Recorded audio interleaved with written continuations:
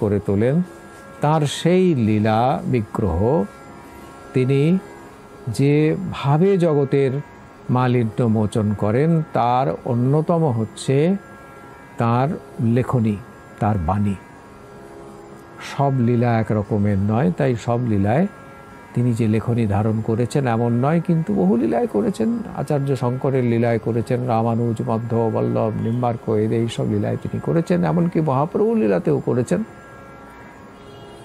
শ্রীরামকৃষ্ণের লীলায় তিনি বলেছেন বাণী, বাণী বিগ্রহে তিনি মূর্তিমান হয়ে আছেন এবং তার সেই বাণী, তার সেই কথা, তাকে তো অমৃত সমান তো শুধু বলেননি, সমান বলেননি, বলেছেন তা অমৃতই। ভাগবত বলেছেন যে তা সেই কথা কীরকম না, তা হচ্ছে যারা এই মানে কলিকলমশ নাশকারী কথা, এবং তা হচ্ছে অমৃত।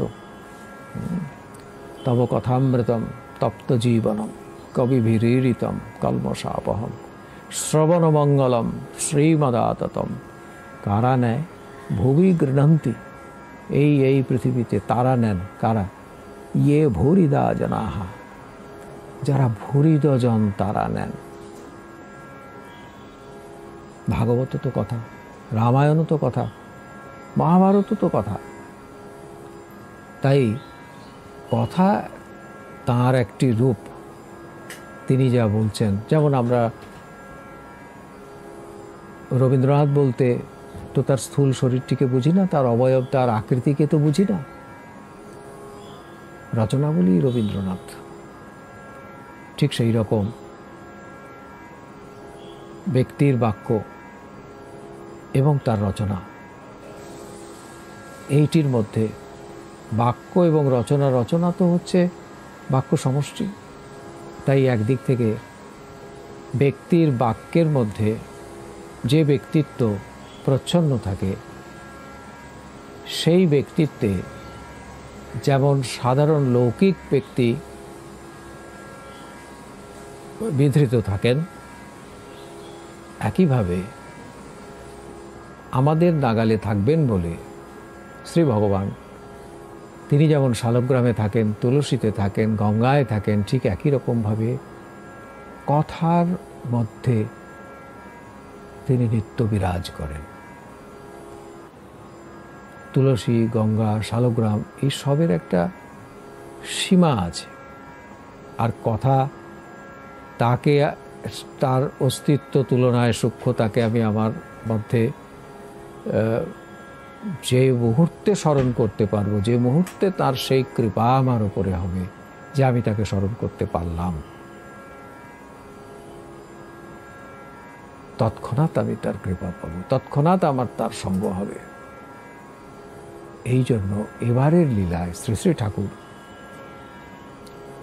তিনি অন্যান্য অনেকবারের মতো এবারেও লেখনী ধারণ করেছেন, এবং তিনি একটা বিশেষ জিনিস বলেছেন। সেটা হচ্ছে এই যে শ্রবণ, মনন, নিদিধ্যাসন এই তিনটে যেমন আত্মাকে লাভ করবার উপায় বলে উপনিষদ বলেছেন। যাজ্ঞবল্ক্য মৈত্রেয়ীকে বলেছিলেন যে আত্মা বা হরে শ্রোতব্য, মন্তব্য, নিদিধ্যাসিতব্য। ঠাকুর তার সঙ্গে একটি জিনিস যুক্ত করেছেন। তিনি সেখানে এই কথা বলেছেন যে তার সঙ্গে লীলা চিন্তা হতে পারে, আর একটা জিনিস হতে পারে, সেটা হচ্ছে স্বাধ্যায়। একটা হলো লীলা চিন্তা, আরেকটা হলো স্বাধ্যায়। অর্থাৎ শ্রবণ, মনন, নিদিধ্যাসন মনে হতে পারে যে তাহলে তার উপাদান কি লীলা চিন্তাকে ধরবো, লীলা চিন্তা স্বতন্ত্র উপায় হবে কি? লীলা চিন্তা স্বতন্ত্র উপায় হবে, স্বাধ্যায় হবে। তা তিনি বারবার বলছেন ঠাকুর বিভিন্ন জায়গায় যে স্বাধ্যায় একটা উপায়। এমনকি মুক্ত পুরুষকে চেনবার জন্য যে কটি লক্ষণ বলেছেন তার মধ্যে একটি বলেছেন, তার মধ্যে তিনটি খুবই প্রচলিত। একটি হচ্ছে বালকবধ, একটি হচ্ছে উন্মত্ত, একটি হচ্ছে পিশাচবধ। তার সঙ্গে ঠাকুর যুক্ত করেছেন যে আরেকটি হচ্ছে স্বাধ্যায় পরায়ণ, যিনি কালকে কখনো অপচয় করেন না। যিনি সময়ের সদ্ব্যবহার করতে জেনেছেন, কাল তার কাছে পরাজিত হয়। আমরা কালের অপচয় করি বলে আমাদের কাছে কাল মৃত্যুরূপে প্রকট হয়। আর যারা কালকে সদ্ব্যবহার করেন, সর্বদা কালকে মানে এই যে অনির্বচনীয় ব্যবহার তার সঙ্গে করেন, অনির্বচনীয় জগৎকে নিয়ে ব্যবহার করেন না, কালকে সৎস্বরূপ মানে শাশ্বত রূপে গ্রহণ করে নিরন্তর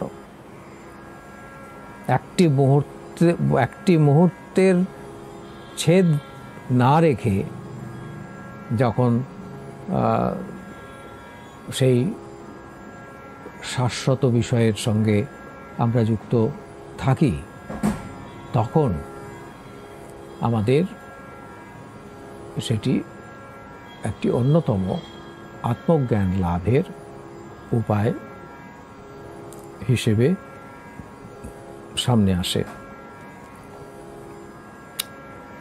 ঠাকুর তার যদি লেখনী ১৫০ শতাধিক গ্রন্থ তিনি লিখেছেন এবং তার রচনা নিয়ে আমরা আবার পরের দিন আলোচনা করব। কিন্তু আজকে যেটা দেখব সেটা হচ্ছে যে গ্রন্থটিকে আমরা আমাদের এই স্বাধ্যায়ের উপাদান হিসেবে আশ্রয় করবার চেষ্টা করছি, সেই গ্রন্থটির নাম হচ্ছে সুধার ধারা। জগৎটা হচ্ছে মানে এই জগৎটা হচ্ছে মৃত্যুর ছোঁয়া লাগা জগৎ। মৃত্যু আছে তাই এই জায়গাটাকে বলে মর্ত, মরণ আছে এখানে তাই মর্ত। আর এই মৃত্যুর থেকে দুঃখই হচ্ছে মৃত্যু।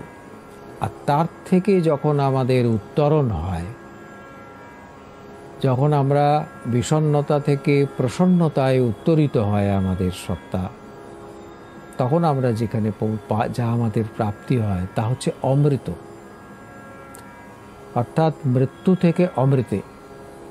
তাই ঠাকুর আমাদের ত্রৈকালিক প্রার্থনায় উপনিষদের ঋষির কথা স্মরণ করিয়ে দিয়ে নিত্য বলাচ্ছেন, অমৃত ধারক যেন হতে পারি আমি।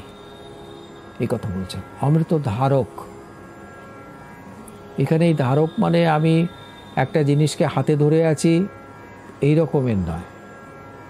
এখানে ধারক বলতে বোঝাচ্ছে অমৃত তিনি আছেন, তিনি আমার যতক্ষণ জীবভাব আছে তাতে আমার কাল যেন মৃত্যুকে অবলম্বন করে না থাকে, আমার কাল যেন অমৃতকে ধারণ করে থাকতে পারে, এই প্রার্থনা। কারণ স্বরূপত জীব হচ্ছে অমৃত, এই তত্ত্ব আমরা পরে ঠাকুরের এই গ্রন্থে পাব।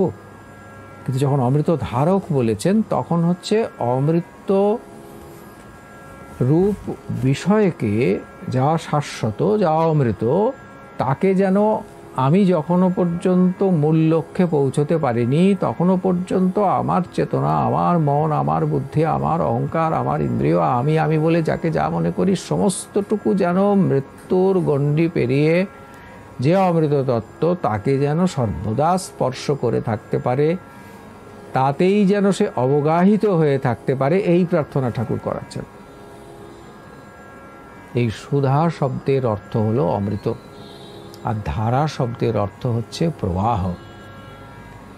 এই গ্রন্থের নাম আমরা আজকে মাত্র স্মরণ করলাম, আবার পরের দিন আমরা এখান থেকে আমাদের আলোচনা আরম্ভ হবে। আমরা শ্রী শ্রী ঠাকুরের গ্রন্থায় তা বিস্তৃত সেই বিষয়ে স্মরণ করব